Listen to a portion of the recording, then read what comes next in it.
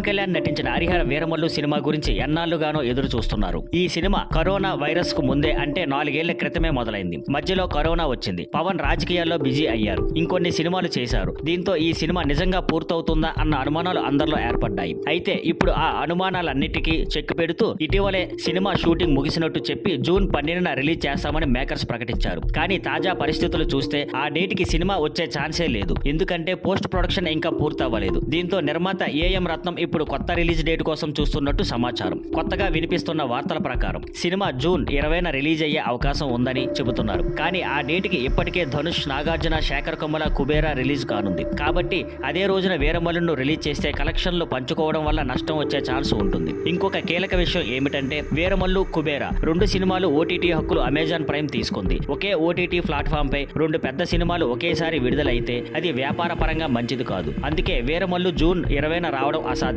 పాపం మేకర్స్ ఆలోచనలో ఉన్న జూన్ 27 డేట్ కూడా మంచు విష్ణు నటిస్తున్న కన్నప్ప సినిమా వల్ల ఫ్రీగా లేదు. విష్ణు ఇప్పటికే అనేక సార్లు సినిమా వాయిదా వేయడంతో ఈసారి తప్పకుండా రిలీజ్ చేస్తామని చెప్పాడు. ఇక బాకీగా జూలై 4 డేట్ ఉంది. కానీ ఆ డేట్ ను ఇప్పటికే విజయ్ దేవరకొండ కింగ్డమ్ సినిమా కోసం నిర్మాత నాగవంశీ బుక్ చేసుకున్నాడు. పవన్ కోసం ఆ డేట్ ఇవ్వచ్చేమో కానీ తర్వాత నాగవంశీ తన సినిమాకు మరో డేట్ చూసుకోవాలి. మొత్తానికి వీరమల్లు రిలీజ్ డేట్ పై క్లారిటీ రావాల్సి ఉంది. పోటీ లేకుండా మంచి కలెక్షన్లు వచ్చేలా ఏ డేట్ ను మేకర్స్ ఫిక్స్ చేస్తారో చూడాలి.